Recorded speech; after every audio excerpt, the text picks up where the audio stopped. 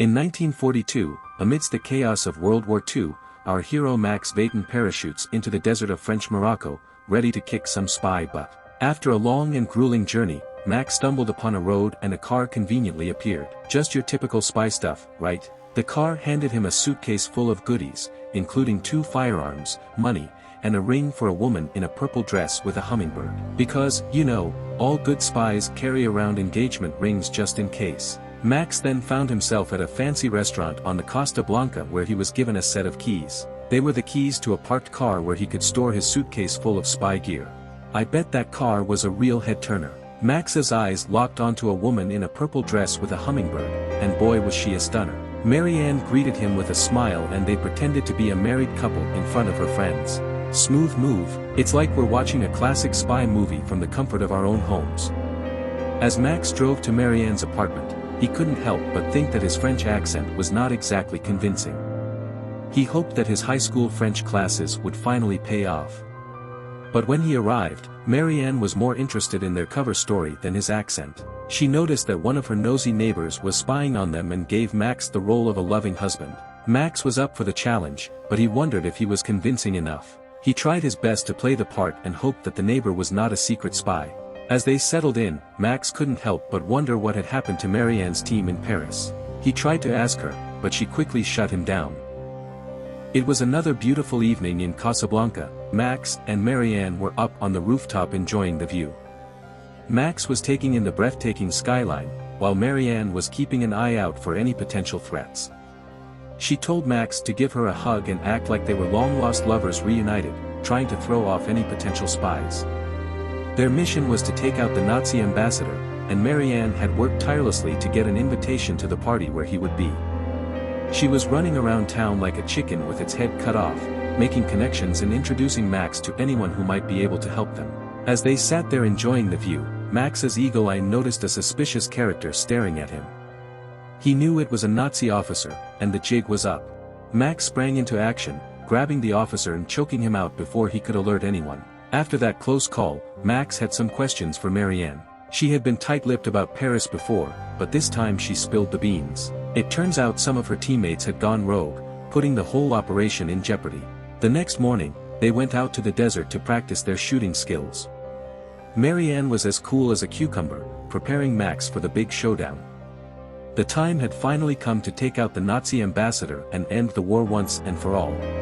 Marianne introduced Max to Cotillard. But Cotillard himself seemed to be more suspicious than a cat in a room full of rocking chairs.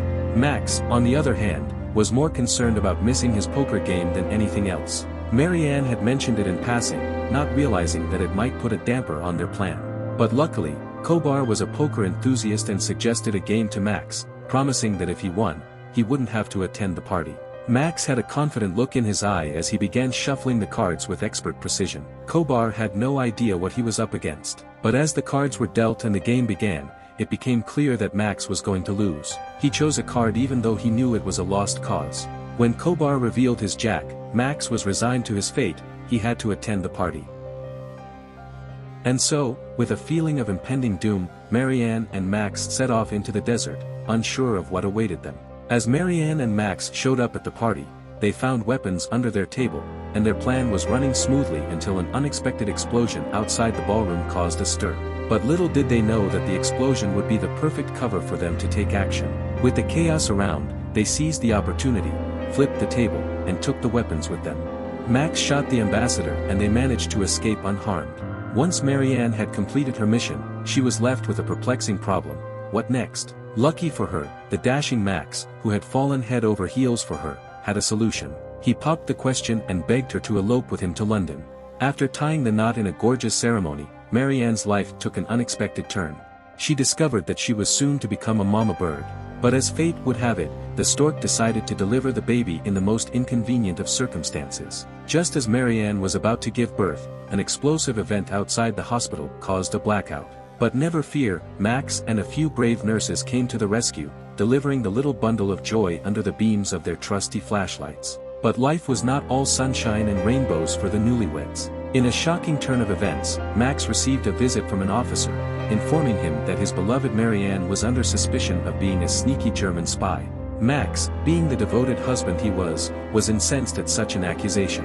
The officer, in turn, was calm and collected, explaining that they had to investigate all possibilities since one of their men had reported that the real Marion had perished in Paris. Although Max reluctantly agreed to comply with the officer's investigation, he was far from happy about it. As he left the building, he swore an oath to find the culprit and bring them to justice, even if it meant breaking a few rules along the way. And as he sat at home, anxiously waiting for the call that would determine his wife's fate, his heart raced with a burst of emotion. What would happen to his dear Marion? Only time would tell. Max was a bundle of nerves as he jotted down the vital information on a piece of paper and left it on his side table. He paced back and forth, his mind racing with all sorts of possibilities. He decided to pay a visit to Guy Sangster, a former colleague of the real Marion, to see if he could shed some light on the situation. Guy had been in the thick of it in Paris, but unfortunately, he'd been injured in the line of duty and had lost an eye in the process. To say he was bitter about it all was an understatement. But, ever the professional, Guy took a look at the picture of Marion that Max had brought with him. Unfortunately, he couldn't say for certain whether it was the real deal or not. However, he did offer up a tantalizing piece of information. Paul Delamore might be able to help. Max knew that time was of the essence, so he hot-footed it over to the air base to get things moving. He found a pilot named Hunter, who he trusted to get the job done. He scribbled a quick note for Paul, asking him to confirm whether the picture was of the real Marion. Hunter was given strict instructions to only hand the picture over to Paul Delamore and to get the answer back to Max as quickly as possible. Max and Marion decided to throw a swinging party at their place, but Max's mind was still racing with the news that Marion might be a double agent. As the night went on, Max saw Marion talking to a mysterious man, and he decided to investigate. But when Max tried to approach the guy, he ran off like a startled rabbit. Max confronted Marion, and she claimed that the guy was her jeweler. Max wasn't sure if he could believe her, so he decided to follow the guy outside. Before he could say a word, Marion appeared out of nowhere and dragged Max away like a mother lion protecting her cubs. Max decided to go on a Mission Impossible-style adventure to find the truth. He hopped on a plane and flew to find Paul, but he was informed that Paul had gotten himself in trouble and was now locked up. Max didn't let this stop him and decided to break into the police station to get some answers. When Max found Paul, he was in no condition to talk. He was too busy babbling about Marion's piano skills and how she could play the French national anthem like a pro. Max was like, "Thanks for the fun fact, but can you please tell me what the heck is going on?" The next day, Max took Marion to a cafe and put her piano skills to the test. As she started to play, the truth finally came out. Marion revealed that the real Marion had been killed and she had been forced to take her place as a spy. The Nazis threatened to harm their daughter if she didn't comply, and her handler was none other than their daughter's nanny.